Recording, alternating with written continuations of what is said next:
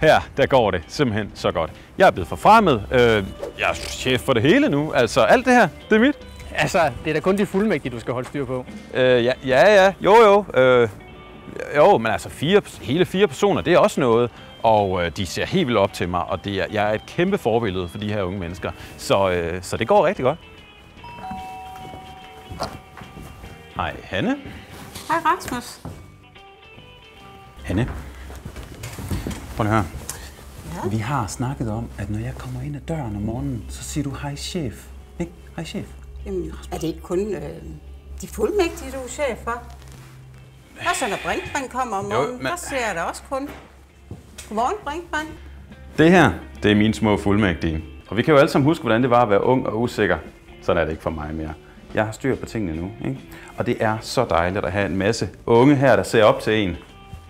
Nå, tilbage til sagen, gutter. Jeg mener, at den her sag, der skal vi gå efter en negativ opfyldelsesinteresse. Det er faktisk det eneste rigtige i sagen. Rasmus, det er altså positiv opfyldelse. Nej, det gør det faktisk ikke, Jesper. Kasper, prøv nu at se her. Prøv at høre her, gutter. Vi går ikke i skole mere, vel? Det her det er den virkelige verden, gutter. Jeg skal tænke selv. Jeg skal bruge den her. Men Rasmus, så får vi ikke noget erstatning. Det er mig, der er chef nu, ikke? Det er mig, der kører Porsche, og det er dig, der kører løbehjul. Du, Rasmus, Kasper fortæller mig, at du ikke helt har forståelse for juraen i den sag, jeg gav dig. Det får du lige styr på, ikke? Jo, ja. Og så lyt, når nogen fortæller dig noget. I Codex lytter vi til alle. Finder altid den rigtige løsning. Ja. Det er ikke den ældste, der altid har ret. Ved du hvad, med nærmere eftertanke, jeg tager retssagen selv. Det er vigtigt, det bliver gjort rigtigt.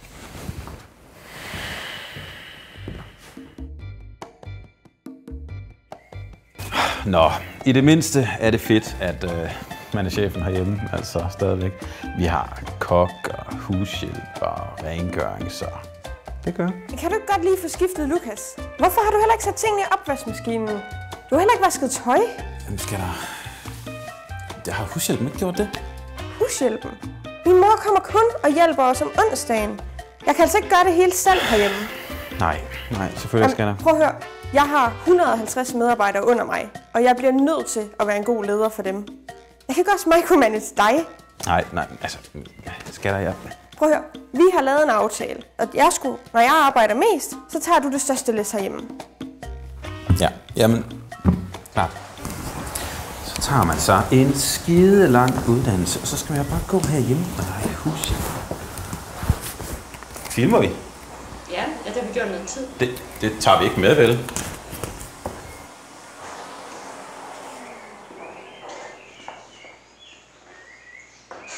Det er jo faktisk ret fedt at være chef hos Codex. Jeg har jo tid til alt det huslige herhjemme. Jeg får en rigtig fed løn, og så kan jeg jo se den her lille trold vokse op. Nej. Ja, men jeg glæder mig allerede til at komme på arbejde igen. Det er selvfølgelig bare for sjov. Men pointen er, at Codex er en fantastisk arbejdsplads. Så hvis du godt kunne tænke dig at være en del af vores Codex, så send os din ansøgning.